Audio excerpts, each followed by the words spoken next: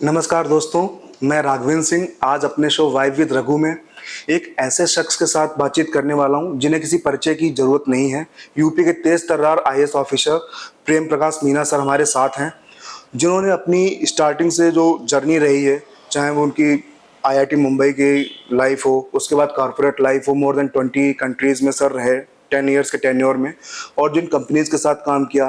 फिर सर का जो डिसीजन था कि मुझे वापस जाके देश के लोगों के लिए कुछ करना है, आईएएस की प्रिपरेशन, उसके बाद उनकी ट्रेनिंग, फिर जो उनका काम करने का तरीका था, हाथरस चंदौली, अब जो रिस्पॉन्सिबिलिटी मिली हुई है, और जो सर अपना यूट्यूब चैनल खुद चला रहे हैं जिसमें स्टूडेंट्स के लिए स्टडी मटेरियल शेयर करते हैं, उस पर भी बात करेंगे। और मुझे ऐसा पूरा यकीन है जितने भी लड़के लड़कियां हैं सबके लिए ये वीडियो बहुत ज़्यादा हेल्पफुल होने वाला है। Sir thank you so much time देने के लिए, और आप सर इतने बिजी शेड्यूल से टाइम निकाला, थैंक यू वेरी मच। मैं धन्यवाद दूंगा आपका और आपके चैनल का और सभी दर्शकों का जिन्होंने मुझे ये मौका दिया अपनी बात साझा करने का, मेरे विचार साझा करने का। सर हम लोग शुरू करते हैं आपकी जर्नी से, क्योंकि एक मिडिल क्लास फैमिली से आप थे, जैसा बचपन सबका होता है वैसे ही आपका रहा होगा। आपने सर कब डिसाइड किया कि मुझे थोड़ा सा अलग करना है, मेरा जो पढ़ाई करने का तरीका है वो मैं अलग करूंगा? फैमिली की तरफ से क्या कोई कभी प्रेशर था? जो स्टूडेंट लाइफ रहती है, आप अपने बचपन के बारे में, कहाँ से बिलोंग करते हैं, उसके बारे में कुछ बताइए, क्योंकि आई नो बहुत ज़्यादा मुश्किल रही होगी। देखिए, मैं भी बड़े ही साधारण परिवार से, और राजस्थान में एक डिस्ट्रिक्ट है करौली। करौली में एक बहुत छोटा सा गांव है, वहीं से आता हूं। आज भी मेरे गांव में मेरी जड़ें हैं, और मेरे रिश्तेदार, मेरे चाचा जी चाची जी सब वहीं रहते हैं। वहां से शुरुआत हुई, और मेरे पिताजी, जितने भी 8 भाई बहन थे उस वक्त, और मेरे पिताजी अकेले थे जो ग्रेजुएशन उस वक्त कंप्लीट कर पाए, और अलवर में आके उन्होंने पढ़ाई की। अलवर डिस्ट्रिक्ट दिल्ली के पास में है। पढ़ाई के बाद उन्होंने इस बात को सुनिश्चित किया कि उसके बाद ऐसी कोई पीढ़ी ना बचे जो शिक्षा से वंचित रह जाए, क्योंकि मुझे लगता है शिक्षा सबसे बड़ा हथियार है। शिक्षा किसी चीज का भेदभाव नहीं करता है, किसी वर्ग विशेष का, किसी देश का, किसी जाति का, किसी धर्म का। तो मेरे पिताजी ने जब शिक्षा ग्रहण की, उन्होंने ये भी इंश्योर किया कि हम सब जो उसके बाद की जनरेशन है उनको भी अच्छी शिक्षा मिले। और इसी क्रम में मुझे सैनिक स्कूल चित्तौड़गढ़ से पढ़ाई करने का मौका मिला। छोटे से परिवार के बावजूद उस स्कूलिंग की वजह से मुझे एक अच्छा प्लेटफॉर्म मिला। उसके बाद मैंने अपनी इंजीनियरिंग करी। उसके बाद ऑयल एंड गैस सेक्टर में मैं करीब 8 या 9 साल तक जनरली विदेश में रहा, जिसमें श्राम्बरजे हो, चाहे शेल हो, चाहे ब्रिटिश पेट्रोलियम हो, बहुत सारी कंट्रीज में काम करने का मौका मिला। लेकिन मुझे आज भी याद है 2013-14 की बात है, जब एक घर में एक पर्सनल इंसिडेंट भी हुआ। वो भी एक बड़ा कारण रहा। साथ ही साथ एक ये भी विचार आने लगा कि क्या बाकी की जिंदगी भी इसी तरीके से सिर्फ पैसा कमाने के लिए ही गुजारनी है, या भगवान ने अगर आपको मौका दिया है, काबिलियत दी है, आपने इच्छा शक्ति दी है, तो क्यों ना उस चीज को आप, उस काबिलियत, उस कैपेबिलिटी को आप अपने लोगों के लिए, अपने देश के लिए, ज्यादा लोगों के लिए, अपने समाज के लिए, ऐसे लोगों के लिए जिनकी शायद कोई सुनवाई नहीं है, कोई आवाज नहीं है, हो सकता है कि उनके पास इतना धन नहीं हो, उनके पास इतने स्रोत नहीं हो, रिसोर्सेज नहीं हो, उन लोगों की मदद करने में क्यों ना जिंदगी को आगे लगाया जाए। 2014 में ये जब मन में विचार आने लगा, कई बार डिस्कशन हुआ। इसमें मेरे माताजी और पिताजी को मैं विशेष धन्यवाद दूंगा, जिन्होंने इतनी लंबी नौकरी प्राइवेट सेक्टर में, कॉर्पोरेट सेक्टर में, विदेशों में रहने के बावजूद उन्होंने इस डिसीजन का पूरा साथ दिया। उन्होंने कहा कि अगर आपका मन इस तरीके का है, आप कुछ अलग करना चाहते हैं, समाज के लिए करना चाहते हैं, तो ये अच्छी चीज है, आप इसमें प्रयास करिए। सफलता या विफलता ये तो सब भगवान के हाथ में है, लेकिन कोशिश करना बिल्कुल आपका उत्तरदायित्व है, और आप पूरा ट्राई करिए। 2015 में इंडिया वापस आया। 2015 के बाद पहला अटेम्प्ट दिया 2016 में, जिसमें IRS इनकम टैक्स मिला। 3 महीने बाद दूसरा अटेम्प्ट दिया, जिसमें IAS प्रॉपर मिला। और ये मेरी खुशकिस्मती कहूंगा कि जिसमें मुझे उत्तर प्रदेश जैसा इतना अच्छा काडर मिला, इतना बड़ा काडर मिला, जिसमें बहुत भिन्नताएं हैं। अगर आप पूर्वांचल चले जाएंगे तो काफी अलग आपको माहौल मिलेगा, अलग कल्चर मिलेगा। आप पश्चिमांचल चले जाएंगे, वहाँ का अलग एक माहौल है, अलग चैलेंजेस हैं, अलग तरीके के काम आप वहाँ कर सकते हैं। बुंदेलखंड में जाएंगे, पानी की दिक्कत है, पिछड़ापन है, वहाँ आप अलग तरीके से कंट्रीब्यूट कर सकते हैं। इसी तरीके से आप मध्यांचल में आ जाएंगे, जहां भी मैं हूँ कानपुर में, तो यहाँ के एक अलग तरीका परिवेश है। तो मुझे ऐसा लगता है कि एक प्रदेश में कई सारे देश यहाँ बसते हों। हाँ जी, क्योंकि सर जो यूपी की जो पॉपुलेशन है वो किसी यूरोप की कंट्री से ज़्यादा है। और आपकी जो तैयारियों के बारे में बात करना चाहूँगा, जो आपकी रैंक थी 102 रैंक थी आपकी, बहुत अच्छी रैंक थी। आपने तैयारी किस तरीके से की, क्योंकि एक तरीके से आपको सब कुछ स्क्रैच से शुरू करना पड़ा, एक कंफर्ट लाइफ छोड़ के दिल्ली वापस आके जैसे बाकी स्टूडेंट्स तैयारी करते हैं, वो कितना टफ टाइम था आपके लिए? देखिए, बड़ा मुश्किल रहा है डिसीजन कॉर्पोरेट लाइफ को छोड़ के पढ़ाई करने का। इसका एक बड़ा कारण ये भी था कि पढ़ाई छोड़े हुए काफी वक्त हो गया। हाँ तो जी। वापस से स्टूडेंट मोड में आना अपने आप में एक बहुत बड़ा चैलेंज था। फिर से वो इतिहास की किताबें, हिस्ट्री की किताबें, साइंस की किताबें, जनरल नॉलेज की किताबें, जनरल स्टडीज की किताबें, फिर ऑप्शनल चूज करना। तो ये एक सबसे बड़ा चैलेंज था। लेकिन आई थिंक अच्छी बात ये भी रही कि क्योंकि मेरे पास समय बहुत नहीं था, अटेम्प्ट बहुत नहीं थे, हाँ जी। इस वजह से एक दृढ़ निश्चय भगवान ने दिया कि जो भी करना है वो पहले दूसरे अटेम्प्ट में ही कर देना है। और इसी क्रम में तैयारी की। पहली बार जब पहला अटेम्प्ट दिया तो भगवान की दया से किस्मत ने साथ दिया, और जिसमें प्री हुआ, प्री के बाद मेंस हुआ। तो डिफिकल्ट तो है, लेकिन बहुत सारे लोग बोलते हैं कि बहुत सारे मल्टीपल अटेम्प्ट्स चाहिए, समय लगता है, पढ़ाई छूट गई तो आप बाद में नहीं कर सकते। मुझे लगता है ऐसा नहीं है।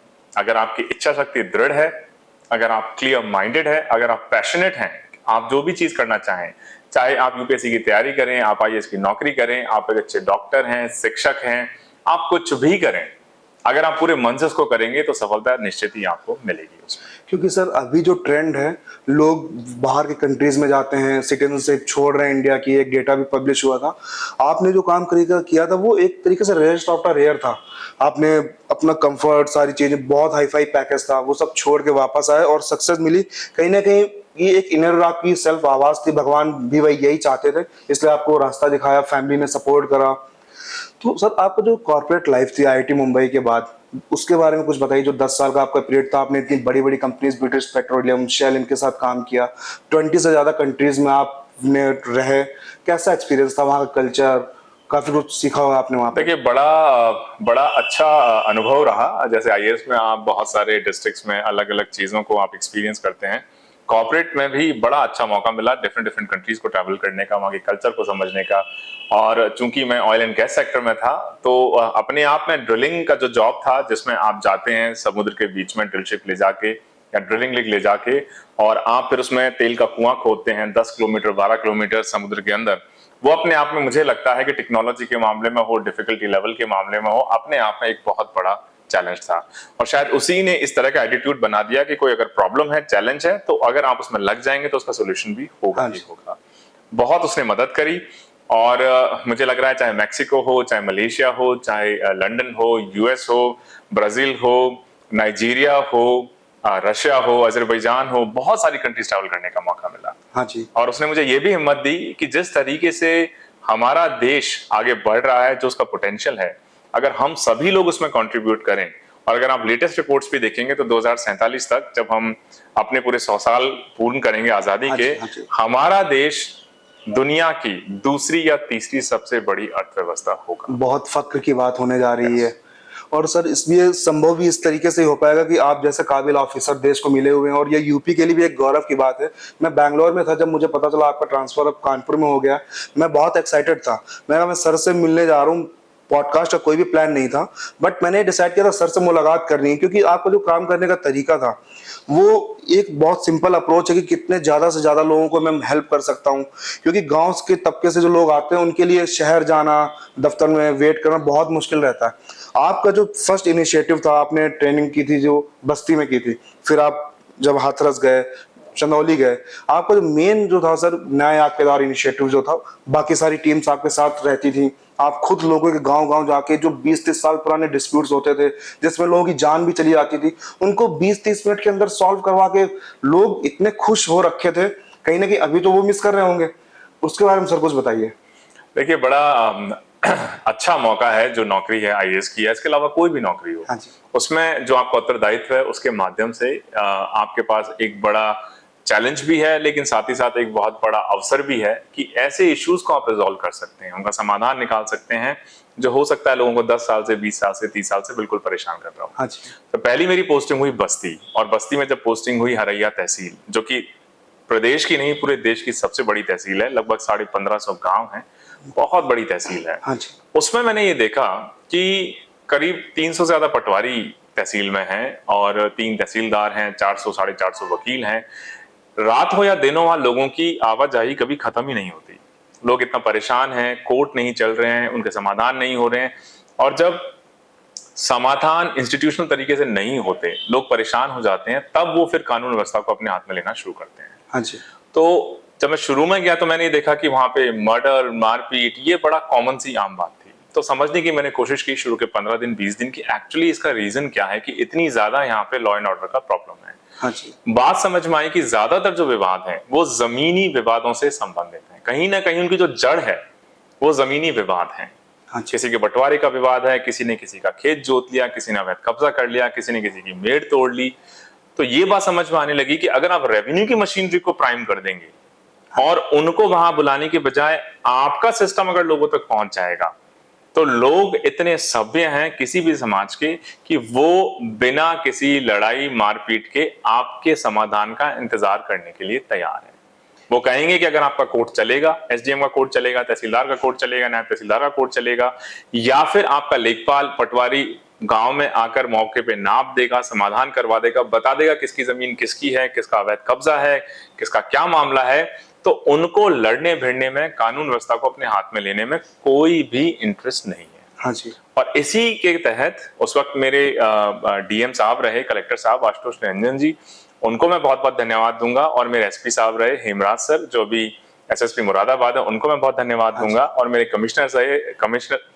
कमिश्नर सर रहे अनिल सागर सर जो भी प्रमुख सचिव औद्योगिक विकास हैं, उनको धन्यवाद दूंगा कि उन्होंने जिस तरीके से गाइड किया कि अगर आपको सच में इस सर्विस का जो सही उत्तरदायित्व है उसका निर्वहन करना है तो आपको इन लोगों के कार्यों को संपादित करना होगा।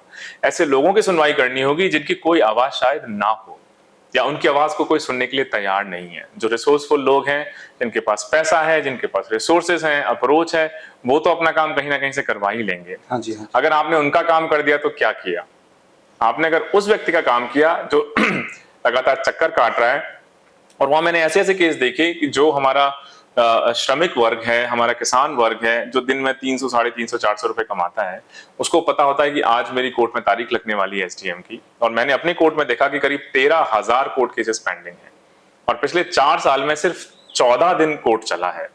तो लोग बेचारे आते हैं, सुबह सुबह 5 बजे 6 बजे अपने घर से निकलते हैं, अपना खाना पैक करते हैं, टिफिन पैक करते हैं, इस उम्मीद में कि शायद आज मेरी फाइल की सुनवाई हो जाएगी। वहां आएंगे, कुछ ना कुछ होगा, कोर्ट नहीं चलेगा, उनसे कोई 100-200 रुपए ले लेगा और उनको फिर वापस अपने घर भेज देगा। उसकी पूरे दिन की कमाई गई, उसके पूरे दिन की जो उम्मीद थी, जो महीनों से वो वेट कर रहा था कि फला तारीख को मेरी फाइल लगी हुई है, मेरी सुनवाई हो जाएगी तो कुछ समाधान हो जाएगा, वो सारी उम्मीद फिर गई। हाँ जी। फिर वो थोड़े दिन तो इंतजार करता है, जब उसको लगता है कि जो गवर्नमेंट सिस्टम है वो उसको नहीं कैटर कर पा रहा है, तो फिर वो उग्र हो जाता है, फिर वो लॉ एंड ऑर्डर में कन्वर्ट होता है। तो इसी कारण से हम लोगों ने ये पहल चलाई, न्याय आपके द्वार, कि लोगों को यहाँ बुलाने की बजाय अगर हम मौके पे चले जाएं पूरे सिस्टम के साथ, जिसमें लेखपाल हो, कानून गो, मैं हूं, पुलिस हूं, वहीं पे मौका देख लिया जाए कौन गलत है कौन सही है, फैसला हो जाए और तत्काल उस फैसले को लागू करवा दिया जाए। तो हम लोगों ने देखा कि वो 13,000 फाइल जो मेरे कोर्ट में थी, साल भर बाद सिर्फ 4,500 रह गए। और उसके अलावा ऐसे बहुत से मामले हम लोगों ने निपटाए जो फाइलों में दर्ज नहीं थे, जो लिखित मौखिक आपस में बहुत लंबे समय से चल रहे थे। लोगों ने इस बात को एक्सेप्ट किया कि अब सिस्टम क्योंकि रिस्पॉन्सिव हो गया है, अब हमें आपस में लड़ने की आवश्यकता नहीं है। लोग आएंगे, सिस्टम आएगा, एसडीएम साहब आएंगे, जॉइंट मजिस्ट्रेट साहब आएंगे, या तहसीलदार साहब आएंगे, या पटवारी साहब आएंगे, और हमारा समाधान वैधानिक तरीके से करवा देंगे। क्योंकि सर जो नंबर आपने बताया बहुत ज़्यादा एनकरेजिंग नंबर था, लोगों की सारी मुसीबतें हल होने लगी। और मैंने एक आपका वीडियो देखा था, चंदौली में आप गए हुए थे धान वितरण केंद्र में, एक युवक पिछले 6-7 दिन से वहां आ रहा था, उसको कोई था नहीं, जो उसका टोकन का कोई इश्यू था, उसकी सेल नहीं काफी ज्यादा, और आपके सामने वो मतलब एक तरीके से रोने लगे कि उनको लगा कि आप ही आखिरी उम्मीद हो। फिर आपने तुरंत एक्शन लेते हुए जो वहाँ का इंचार्ज था उसको ट्रांसफर किया और नए इंचार्ज को लाके सेम डे उनकी धान आपने फाइनल करवाई। बाकी जो लोग थे वो भी, उन्होंने भी आपको अप्रोच किया, उनकी भी आपने मदद की। ये चीज दिखाती है कि मतलब आपके लिए जो सिटीजन फर्स्ट अप्रोच है वो कितनी ज्यादा, आपके लिए सिटीजन कितना ज्यादा इंपॉर्टेंट है। मुझे तो लगता है कि देखिए, इस नौकरी का जो मूल पर्पस है, और आप शासन में उच्चतम स्तर पे देख लीजिए, माननीय मुख्यमंत्री जी से लेके जितने भी सीनियर ऑफिसर्स हैं, या आप किसी भी नेतृत्व लेवल पे देख लीजिए, सभी की मंशा यही है कि जो गरीब आदमी है उसकी मदद हो। और हम लोग भी जॉब में एक्चुअली इसीलिए आते हैं, और यूपीएससी के इंटरव्यू में हर कोई यही कहता है कि क्यों आना चाहते हो, कि देश की सेवा करने के लिए आना चाहता हाँ हूँ, जी। है ना। तो देश की सेवा का इससे बड़ा तरीका क्या हो सकता है कि आप लास्ट माइल कनेक्टिविटी, जो एकदम गरीब तबके का व्यक्ति है, जिसके पास शायद जमीन भी ना हो, दिन भर मजदूरी करता हो, किसी ने जमीन छीन ली हो, कोई विधवा हो, कोई सुनवाई नहीं है, किसी ने कब्जा कर लिया, किसी के पास घर नहीं है, किसी का धान नहीं बिक रहा है, अगर आप उन तबके को अगर रिजॉल्व कर पाएंगे, एड्रेस कर पाएंगे, तो ही मुझे लगता है कि आपकी जिंदगी, आपकी नौकरी सार्थक है। वरना आप बाकी कितना भी दिखावा तमाशा कर लीजिए, मुझे लगता है कि उससे एक्चुअली बहुत ज्यादा कुछ सोल्यूशन इस देश का या लोगों का नहीं। जी, बिल्कुल। यही वजह है कि केवल 4-5 सालों के अंदर आपकी जो छवि है, वो यूथ आइकन की है। आप जिस तरीके से पॉपुलर हुए हैं पूरे देश में, आप हालाँकि ऑफिसर यूपी कैडर के हैं, पूरे देश में आप यूट्यूब पे अपने वीडियोज़ भी शेयर करते हैं, स्टडी मटेरियल शेयर करते हैं यूथ के साथ। सब लोग जानते हैं कि आपकी जो ऑनेस्टी है, इंटीग्रिटी है, प्रॉब्लम सॉल्विंग अप्रोच है, वो कितनी अच्छी है। क्योंकि लोग ऑफिस में बैठ के काम करना चाहते हैं, फाइल पे साइन करना चाहते हैं, बाहर जाके कड़ी धूप में, बरसात में, ये चीज़ आपको सबसे अलग करती है। यही आपकी खासियत है जो आपको इतना ज़्यादा प्यार मिल रहा है लोगों से। मैं सभी का धन्यवाद दूंगा। देखिए, मुझे तो ये लगता है कि जो भी व्यक्ति अगर सच्चे दिल से, साफ मन से किसी का कोई काम करने की कोशिश करता है, मदद करने की कोशिश करता है, तो लोग उसको हमेशा दुआएं देते हैं। हो सकता है आपको उस वक्त समझ में ना आए, और मुझे लगता है कि जो मैं काम कर रहा हूँ किसी के ऊपर कोई एहसान नहीं कर रहा हूँ। मुझे सरकार ने भेजा है ये काम करने के लिए, तो अगर मैं लोगों के काम कर रहा हूँ, इसमें कोई मैं ऐसी चीज नहीं कर रहा हूँ जो बिल्कुल आउट ऑफ रूटीन है। मेरा जॉब है काम करना, सरकार ने मुझे वहां भेजा है उस कार्य को करने के लिए, और मेरा पूरा उत्तरदायित्व है कि मैं उस कार्य को पूरी निष्ठा के साथ करूं। सिमिलरली यूट्यूब के चैनल का भी आइडिया हम लोगों को हाथरस से आया, जब हमने देखा कि बहुत सारे बच्चे, आप जहां भी पोस्टेड होते हैं, लोग आते हैं, पूछते हैं तैयारी कैसे करें, क्या बुक्स पढ़ें, कौन सी कोचिंग में जाएं। अब कोचिंग के दौरान जब मैं भी इंडिया वापस आया 2015 में, तो मैंने देखा कि ज्यादातर बच्चे दिल्ली में जाके तैयारी करते हैं, और दिल्ली का अगर आप मोटा मोटा खर्चा देखो, 2-2.5 लाख रुपए तो सिर्फ आपकी कोचिंग की फीस है। फिर आप ऑप्शनल की कोचिंग लगाओगे, लगभग 1 लाख रुपए वो। फिर आपका वहां रहना, क्योंकि बहुत महंगा है वहां पर रहना, फिर आपका खाना, आना जाना, कम से कम 10 लाख रुपए या 10 से 15 लाख रुपए हर साल का खर्चा है, अगर आपको यूपीएससी के लिए प्रॉपर तैयारी करनी है। हाँ जी। जब मैंने कोचिंग इंस्टीट्यूट शुरू में ज्वाइन किए, तो मुझे भी लगा कि कोचिंग इंस्टीट्यूट बहुत अच्छा पढ़ाते होंगे, वो ऐसा पढ़ाते होंगे कि एक्चुअली उनको इतने साल का एक्सपीरियंस है। लेकिन 1.5-2 महीने के बाद ये समझ में आ गया कि कोचिंग इंस्टीट्यूशंस में बहुत ज्यादा कुछ पढ़ाया नहीं जाता। आपसे पैसा ले लेंगे, अपना मुनाफा कमा लेंगे, आपको नॉलेज मिल रही है नहीं मिल रही है, इससे बहुत ज्यादा उनका लेना देना है नहीं। तो मुझे ये समझ में आया कि क्यों ना हाँ जी। लोगों को दिल्ली बुलाकर उनका पैसा बर्बाद करवाने के बजाय टेक्नोलॉजी का यूज किया जाए, ऐसे वीडियोस बना दिए जाएं जो परमानेंटली रहें, फ्री में अवेलेबल हो, जिसका जब मन हो हाँ जी। वो देखे। इंडिया में आज की तारीख में एक डेटा रेवोल्यूशन जो हम विटनेस कर रहे हैं, जिसमें 5G रोल आउट में फास्टेस्ट हैं, तो अब ऐसी सिचुएशन पे इंडिया आ गया है कि गांव-गांव में, दूर दराज क्षेत्रों में भी नेटवर्क का जो इशू था वो अब काफी हद तक रिजॉल्व हो गया है। तो मेरा कोई गांव का बच्चा है, बस्ती में बैठा है, चंदौली के ट्राइबल एरियाज में बैठा है, वो भी आराम से बैठ के जो दिल्ली में लेक्चर है या दिल्ली से भी बेहतर लेक्चर है, उसको फ्री ऑफ कॉस्ट जब मन करे देख सकता है। हाँ जी, तभी सर यही वजह है कि आपके 60,000 प्लस सब्सक्राइबर्स हैं अभी यूट्यूब पे। मैं खुद सर के चैनल का लिंक शेयर करूंगा अपने यूट्यूब पे, वीडियो पे। और सर आपने हाथरस का जिक्र किया, आप जब वहाँ पे हाथरस में थे, आपकी सेकेंड पोस्टिंग थी वहाँ पे, तो एक अनफॉर्चुनेट इंसिडेंट हुआ वहाँ पे। फिर वहाँ पे जिस तरीके से मीडिया ने आपके अगेंस्ट एक नैरेटिव सेट करने की कोशिश की, एक चैनल 15 अपने रिपोर्टर्स को उसने इसीलिए भेज दिया कि आप कब पानी पी रहे हैं, कब क्या कर रहे हैं, वो इंसिडेंट के बजाय वो आपको कवर कर रहे थे। बाकी जितने चैनल्स थे उन्होंने भी फॉलो किया आपको, और काफी मेरे ख्याल से काफी टफ रहा होगा आपके लिए, क्योंकि ये चीजें आपके लिए बिल्कुल नई रही होंगी, हालांकि ट्रेनिंग का पार्ट होगा। लेकिन इस सारी चीजों को आपने कैसे टैकल किया, क्योंकि आपके पास बहुत बड़ी रिस्पॉन्सिबिलिटी थी कि लॉ एंड ऑर्डर बिल्कुल भी ना बिगड़े, क्योंकि इस इंसिडेंट को इतना बड़ा बना दिया गया था। वो टाइम सर कैसा था आपके लिए, क्योंकि फैमिली में भी लोग वरीड होंगे क्योंकि आपके साथ कुछ भी हो सकता था। ये मुझे तो लगता है कि अगर आपका मन साफ हो और अगर आप सत्य का साथ दे रहे हैं, तो भगवान कहीं ना कहीं से आपकी मदद के लिए किसी न किसी रूप में आते ही हैं। और हाथरस के केस में भी हमारा बिल्कुल मन साफ था, और अब तो डिस्ट्रिक्ट कोर्ट का जजमेंट भी आ चुका है। हाँ जी। जिसके बारे में मैं, क्योंकि न्यायिक मामला है, मैं कोई टिप्पणी नहीं करूंगा। दूध का दूध, पानी का पानी हो गया है। हाँ जी। उस वक्त जिस तरह का मीडिया ट्रायल चल रहा था, मैं कहूंगा बड़ा अनफॉर्चुनेट था, लेकिन मैं इस बात को भी समझता हूं कि हमारा एक लोकतांत्रिक देश है जिसमें सभी को अभिव्यक्ति की आजादी है। तो मीडिया को उस वक्त शायद लगाओ कि वो अपना काम कर रहे हैं, और हम सिर्फ अपनी पूरी निष्ठा के साथ सत्य को जानते हुए अपना काम करने की कोशिश कर रहे थे। तो मुझे किसी से कोई उसमें परेशानी नहीं है, वो अपना जॉब कर रहे हैं, हम अपना जॉब कर रहे हैं। कई बार ऐसा होता है कि दोनों के जॉब में कई बार हो सकता है कि ऐसी सिचुएशन बन जाए जिसको थोड़ा सा चेंज होने में, इवॉल्व होने में टाइम लगे। हाँ जी। तो ये तो डेली रूटीन जॉब है, इन चीजों को मुझे लगता है बहुत ज्यादा गंभीरता से नहीं लेना चाहिए। हमें तो सत्य का साथ देना चाहिए और हमारा जितना मैंडेट है हाँ जी। उसी मैंडेट के अंदर जो नियम कायदे और कानून है उसी के भीतर रहते हुए अपना जो कार्य है उसको बिना इन डिस्ट्रैक्शंस के करते जाना चाहिए। क्योंकि सर तभी आपकी जो छवि है हाईली इंस्पिरेशनल ऑफिसर की है, आपका जो एटीट्यूड है, सारी चीजें लोग पसंद करते हैं। वही हो गया कि उन लोगों ने तो कोशिश की कि आपकी छवि को धूमिल करें, काफी लगे रहे। लेकिन मैं तो बस यही कहूंगा कि अंधेरा कितना भी घना हो, जब सुबह होती है, सूर्य उदय होता है, तो अपने प्रकाश से सारा अंधेरा कम हो जाता है। वैसे ही आपका जो काम करने का तरीका था, उसके बाद आप चंदौली गए। चंदौली में तो एक तरीके से जो बाकी आपकी पोस्टिंग्स थी हाथरस और बस्ती, उससे ज्यादा आपने काम करा, इतना ज्यादा। क्योंकि कुछ इंसिडेंट्स ऐसे भी रहे होंगे कि शायद पॉलिटिकल आपको प्रॉब्लम फेस करनी होगी। लोग चाहते हैं कि अगर मेरे खिलाफ ना, मैं अगर सत्ताधारी पार्टी से जुड़ा हूं, मेरे खिलाफ कोई एक्शन ना हो। आपने भी ऐसी चीजें फेस की होंगी क्योंकि आप तो ऑनेस्टी से के साथ अपना काम कर रहे हैं। ऐसे चैलेंज आते हैं क्या सर? देखिए, ये तो आप कोई भी जॉब कर लीजिए, चाहे पत्रकारिता हो, चाहे हमारा जॉब हो, मैं तो कह रहा हूँ चाहे सब्जी बेच रहे हो, चाहे सफाई कर्मी हो, चाहे टीचर हो, डॉक्टर हो, हर जॉब के कुछ ना कुछ पुल्स एंड पुशेस या प्रेशर्स होते ही हैं। मुझे लगता है उसको आप शालीनता से, सत्यता से अगर आप निर्माण करेंगे, ज्यादातर लोग चीजों को समझ जाते हैं। अगर आप पोलाइटली एक्सप्लेन कर देंगे किसी को भी हाँ जी। कि ये काम इस वजह से नहीं हो सकता या ये काम सही नहीं है, ये नहीं होना चाहिए, समझदार लोग, ज्यादातर लोग उस बात को समझ जाते हैं। कुछ हो सकता है 2-4% लोग हों जिनको थोड़ा सा उस बात से अच्छा ना लगे, लेकिन ये तो किसी भी जॉब का, आप किसी भी पद पे चले जाइए, पार्ट एंड पार्सल है।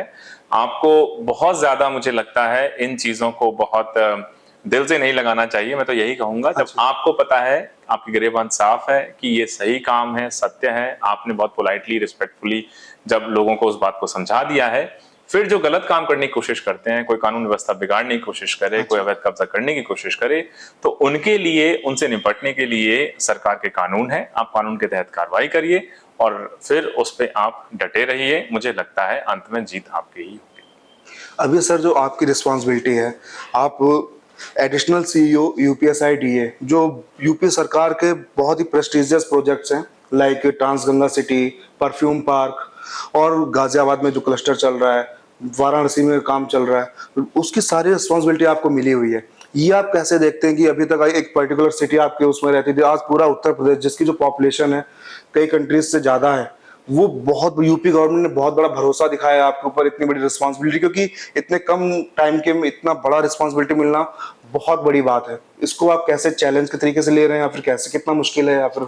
देखिए, मैं तो यही कहूंगा कि जो इंडिया वापस आने का जो पर्पस था कि हमारा देश आगे बढ़े, प्रदेश आगे बढ़े, हमारा समाज आगे बढ़े और हमारे लोगों को उसका फायदा हो, उसी का जो प्रतीक मैं कहूंगा वास्तविक तौर पे, जमीनी तौर पे, यूपी अभी जो इंडस्ट्रियलाइजेशन या इन्वेस्टमेंट अट्रैक्ट कर रहा है, ये उसका क्लियर मैनिफेस्टेशन है।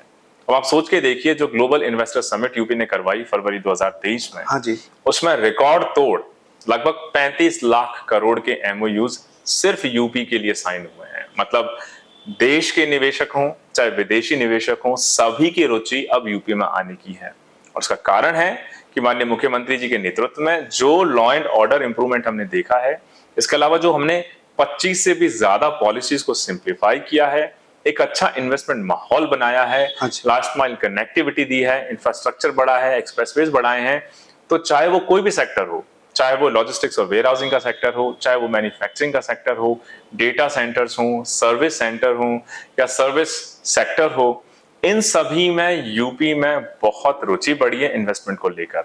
और यूपी सीडा के पास लगभग 3.25 लाख करोड़ से ज्यादा के एमओयूज हैं, जो पूरे यूपी में, चाहे आप वेस्ट यूपी देख लीजिए, आप सेंट्रल यूपी देख लीजिए, आप ईस्टर्न यूपी देख लीजिए, बुंदेलखंड देख लीजिए, सभी जगह के अलग अलग तरीके के इन्वेस्टमेंट है। मुझे लगता है बहुत अच्छा मौका है यूपी में होने का, यूपी के लिए काम करने का, क्योंकि भविष्य अगर आप विश्व पटल पे देखें तो भविष्य वही है जो इंडिया तय करेगा।